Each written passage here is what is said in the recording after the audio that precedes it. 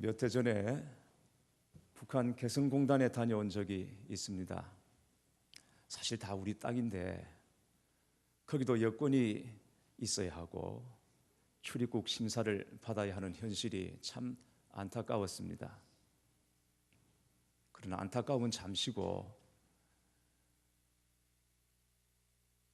무장을 한 북한 경비병들과 그림자처럼 따라다니는 기관원들의 동행에 몹시 긴장이 되고 불편했습니다. 그러다가 우리나라 어느 기업에서 공단 한쪽에 세워놓은 건물로 안내를 했는데 들어가 보니까 예배당이었습니다. 물론 건물 바깥에 십자가를 세워놓은 것이 아니었기 때문에 저는 거기가 예배당인 줄을 몰랐습니다. 거기 들어가 앉아서 정면에 걸어놓은 십자가를 바라보는 순간 가슴이 울컥했고 말할 수 없는 감회와 감동이 있었습니다. 여기는 새로운 세상이구나. 똑같이 북한 땅 안에 있는 한 공간이었음에도 불구하고 문 하나를 열고 들어간 거기는 전혀 다른 세상처럼 보였습니다. 공기가 다른 것 같았습니다. 그 땅에 속하였지만 그 땅과는 구별된 어떤 신비로움이 가득했습니다. 거기에 하나님의 임재가 있었고 영광스러운 하나님의 옷자락이 드리워져 있었습니다. 지금도 그때의 기억이 새롭습니다. 저는 그 기억으로 오늘 말씀을 보았습니다. 교회는 세상에 속하였으나 세상과는 다른 하나님의 공동체입니다. 교회에서는 세상의 질서와는 전혀 다른 영적인 질서가 존재합니다. 교회가 세상과 다르다는 구별 중에 가장 특징적인 것 하나가 사람을 보는 눈이 다르다고 하는 것입니다. 세상은 외모로 사람을 봅니다. 그래서 우리가 사는 시대를 외모 지상주의 시대라고 말하지 않습니까?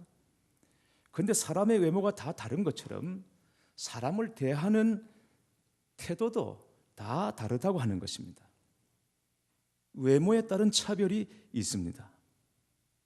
여기서 외모라고 하면 단지 사람의 생김새만을 말하는 것이 아니라 어떤 사람의 첫 인상이나 지위, 학력, 경제적인 수준, 심지어 성격까지도 판단하는 근거가 됩니다.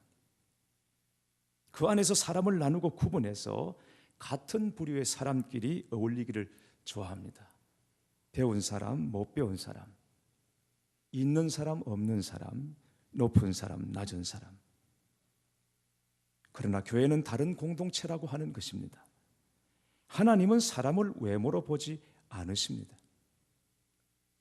로마서 2장 11절에 이는 하나님은 외모로 사람을 취하지 아니하심이라 하셨고, 골로새서 3장 25절에도 주는 사람을 외모로 취함이 없느니라 하셨습니다. 그리고 구약 성경 사무엘상 16장 7절에 내가 보는 것은 사람과 같지 아니하니 사람은 외모로 보거니와 나 여호와는 중심을 보느니라 하셨습니다. 하나님이 무엇을 보신다고요? 중심을 보신다고 그랬습니다. 하나님은 외모를 보시는 것이 아니라 중심을 보신다. 하나님이 중심을 보신다 하니까 자꾸 배꼽티를 입고 다니는 자매들이 있는데 그거 아닙니다. 조심하셔야 합니다. 그리고 오늘 본문 1절에 말씀하십니다. 내 형제들아, 영광의 주 우리 주 예수 그리스도에 대한 믿음을 너희가 가졌으니 사람을 차별하여 대하지 말라. 너희가 믿는 사람이냐? 그러면 사람 차별하지 말라. 이 말씀입니다. 여러분 어떻습니까? 이게 교회 공동체인데요. 여러분이 세상에서 긴장과 불편함 속에 살다가 이렇게 교회에 들어오셨습니다. 여기서는 그런 것 느낄 수 없을 만큼 여러분은 편안하시고 자유로우십니까? 여기는 정말 다른 세상이라고 느껴지십니까?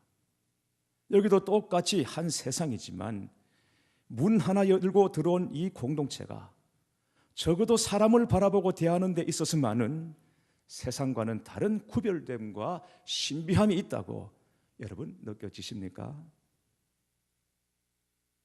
믿음을 가진 너희는 사람을 차별하여 대하지 말라. 야고보 사도가 왜 교회를 향하여 이런 말을 했을까요? 교회 안에 차별하는 일이 없었다면 공연한 말이겠죠. 그러나 교회 안에서도 세상과 같이 외모를 가지고 사람을 차별하고 판단하는 것이 있더라는 것입니다. 야고보 사도는 당시 회당에서 일어나는 구체적인 예를 들어서 설명하고 있습니다. 2절에서 3절 말씀 보시겠습니다. 2절에서 4절 말씀입니다. 만일 너희 회당에 금가락지를 끼고 아름다운 옷을 입은 사람이 들어오고 또 남루한 옷을 입은 가난한 사람이 들어올 때에 너희가 아름다운 옷을 입은 자를 눈여겨보고 말하되 여기 좋은 자리에 앉으소서 하고 또 가난한 사람에게 말하되 너는 거기 서 있든지 내 발등상 아래 앉으라 하면 너희끼리 서로 차별하며 악한 생각으로 판단하는 자가 되는 것이 아니냐 했습니다. 초대교회 안에 이런 일이 있었습니다. 손에 금가락지를 끼고 아름다운 옷을 입은 사람들이 들어오면 그들을 환대하고 남루한 옷을 입은 가난한 사람들이 들어오면 박대하고 싫어하는 눈치를 내더라는 것입니다. 하나님은 이러한 행위를 악한 생각이요 악한 판단이라고 마음 아파하셨습니다. 초대교회들 중에 가장 문제가 많은 교회 하나를 꼽으라면 아무래도 고린도 교회를 말할 수 있겠습니다. 고린도 교회의 가장 큰 문제가 교만이었습니다. 교회를 분열시킨 요인 가운데 하나가 바로 이 교만이라고 하는 것이었습니다.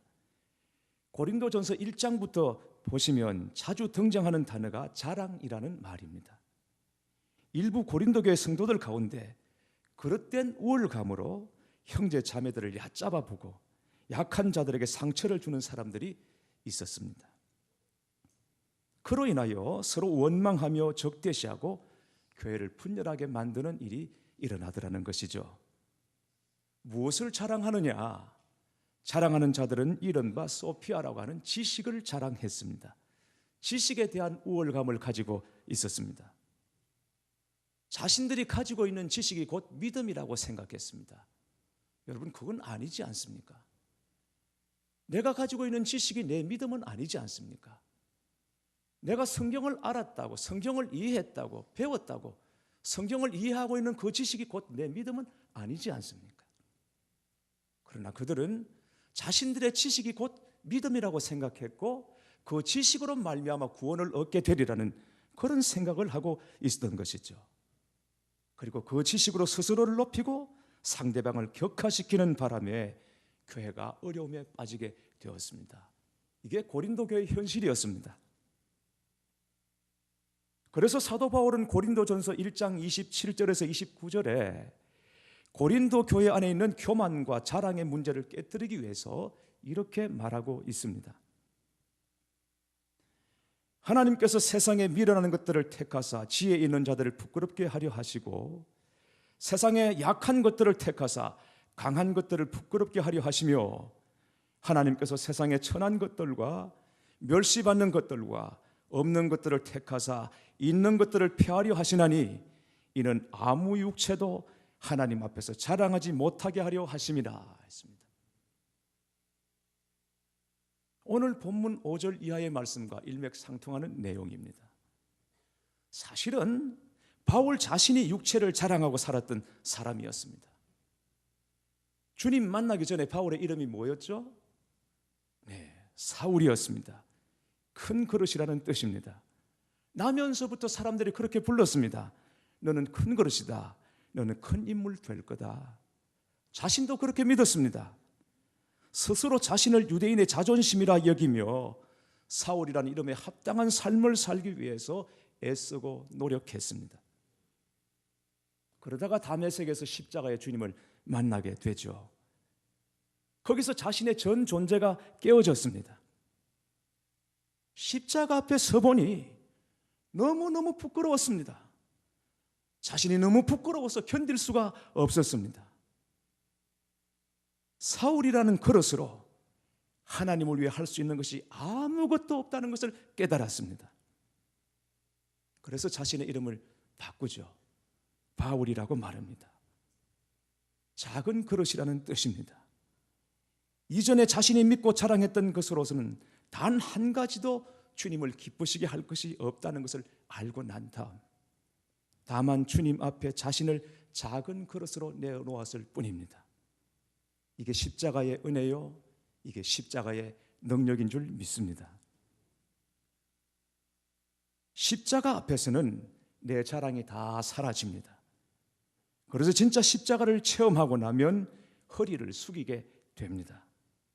그러나 또 한편 십자가 앞에서는 내 약함과 부끄러움과 무능함과 열등감까지 다 사라지게 됩니다. 그래서 진짜 십자가를 경험하고 나면 당당해집니다. 세상이 감당치 못할 사람으로 변화되는 것입니다. 왜 그렇습니까? 주님 십자가에 못 박히실 때 내 자랑도 내 부끄러움도 주님과 함께 내가 같이 못 박혔기 때문입니다. 이제는 오직 예수 생명, 내 생명, 예수 능력, 내 능력으로 살게 되는 것입니다. 예수 안에서 새 사람이 되는 것입니다. 우리는 모두 십자가 안에서 새로운 인류로 거듭난 사람들입니다. 재창조된 사람들입니다. 믿으십니까? 오늘 야고보 사도가 말하는 것을 주목해 보십시오. 그냥 사람을 차별하여 대하지 말라고 한 것이 아니라 거기 분명한 전제가 있습니다. 예수 그리스도에 대한 믿음을 너희가 가졌으니 사람을 차별하여 대하지 말라. 예수 그리스도에 대한 믿음을 너희가 가졌으니 이제는 믿는다면 사람을 차별하여 대하지 말라 하는 것입니다. 다른 사람은 몰라도 예수를 믿는 믿음 안에 너희가 있다면, 그 믿음을 너희가 가졌다면 이제는 사람 차별하면 안 돼 라고 말하는 것입니다. 우리는 다 예수 그리스도를 믿는 믿음 안에서 부르심을 받은 사람들입니다. 믿음과 부르심에 있어서 주도권은 언제나 하나님이 갖고 계십니다. 우리가 하나님을 믿겠다고 해서 하나님을 믿은 것이 아니라 하나님께서 우리에게 믿음을 주시고 믿을 수 있는 가능성을 주시고 기회를 주시고 은혜를 주셨기 때문에 우리가 하나님을 믿게 된 줄 믿습니다. 우리가 먼저 하나님의 이름을 부르는 것이 아니라 하나님께서 먼저 저와 여러분을 불러주셨기 때문에 여기 우리가 있는 것입니다. 그러므로 믿음과 부르심에 있어서 주도권은 나에게 있는 것이 아니라 하나님께 있다라는 거예요. 그러므로 현재 우리의 상태는 하나님의 부르심의 결과라고 하는 것입니다. 하나님이 우리를 부르실 때 우리의 어떤 조건을 보고 부르신 것이 아닙니다.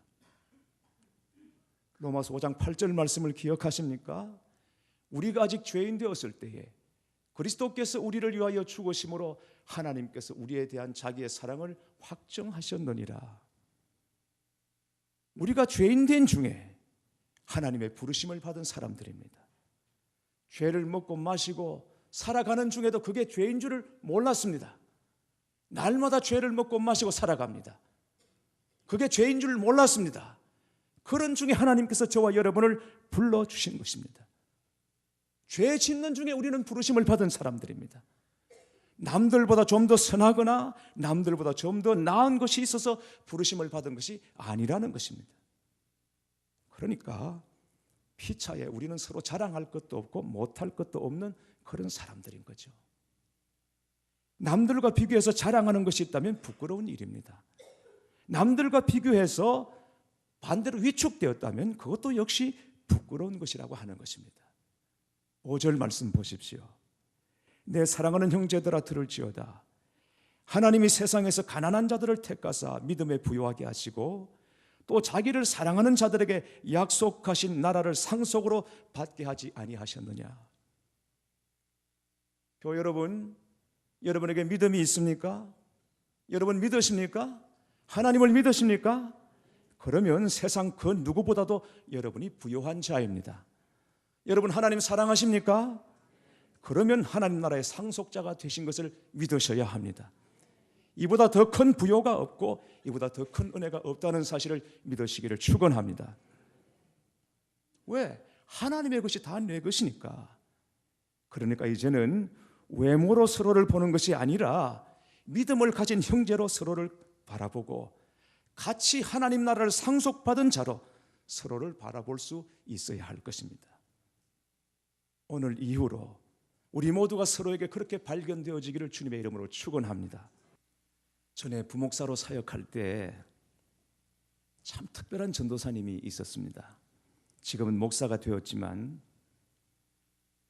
그를 보고 목사라고 목회자라고 믿을 만한 사람이 아무도 없을 그런 외모를 가진 사람이었습니다.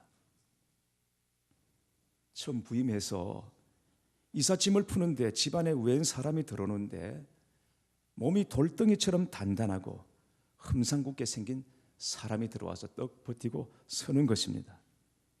그 몸집과 눈빛이 아주 무서웠습니다. 누구시냐 물었더니 차차 알게 될 겁니다. 그리고는 나가버리는 겁니다. 그리고는 교회 출근해서 보니까 제 앞에 떡 앉아 있는데 알고 보니 같이 일할 전도사님이었습니다. 세상에 참 희한한 일도 있다. 저 외모를 가지고 어떻게 목회를 한다 말인가. 그런데 함께 지내면서 그에 대해 놀랄 일이 한두 가지가 아니었습니다. 양파 껍질처럼 베일이 벗겨지기 시작하는데 놀라움 그 자체였습니다. 처음 알게 된 것은 그가 격투기 선수였다는 것입니다. 그 바닥에서는 꽤 이름이 알려진 선수였다는 것입니다. 그런데 몸에 부상을 입고 운동을 그만두게 되면서 상상을 초월할 만큼 어두운 삶을 살다가 어느 날 갑자기 강원도 어느 깊은 산골에 들어가서 토구를 파고 풀뿌리를 캐먹어 가면서 거기서 돌을 닦았는지 뭘 했는지 갑자기 깨달음 나가 있어서 신학교에 입학을 했습니다. 보통은 믿기 시작하고 난 다음에 특별한 결단이 있어서 신학교를 들어가지 않습니까? 그런데 이 전도사님은 신학교 들어가서 믿기를 시작했습니다. 그러니까 믿음을 가지고 신학교 들어간 것이 아니라 신학교 들어가서 믿기를 시작했으니 얼마나 힘들었겠습니까? 잘 믿다가도 신학교 들어가면 다 흔들리고 깨지는데, 그러니까 하루하루가 너무너무 치열하고 심각한 싸움이었던 거죠. 그런데 신학교 들어가서 결혼을 했는데 참 제주도 좋죠. 사모님이 이른바 우리나라 최고 인류 대학을 나온 분이었습니다. 그렇게 여성스러울 수가 없고 순종적이었어요. 놀랐어요. 그런데 더 놀란 것은 이 전도사님이 영어를 너무 잘한다는 것입니다. 잘해도 보통 잘하는 정도가 아니라 너무 잘하는 정도. 우리나라 외교관들이 그에게 개인 교습을 받을 정도로 영어를 정말 잘했습니다.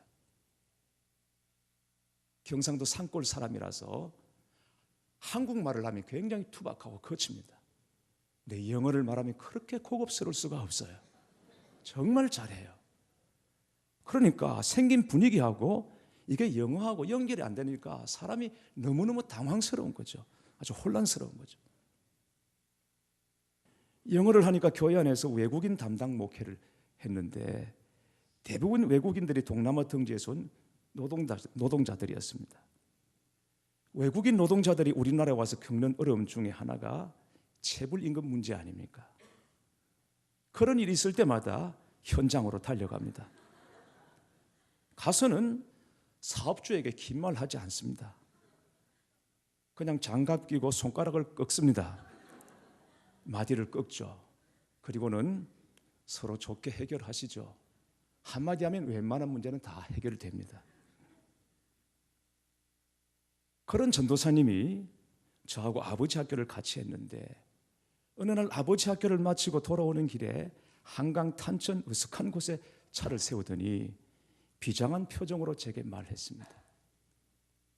목사님, 형님으로 불러도 되겠습니까?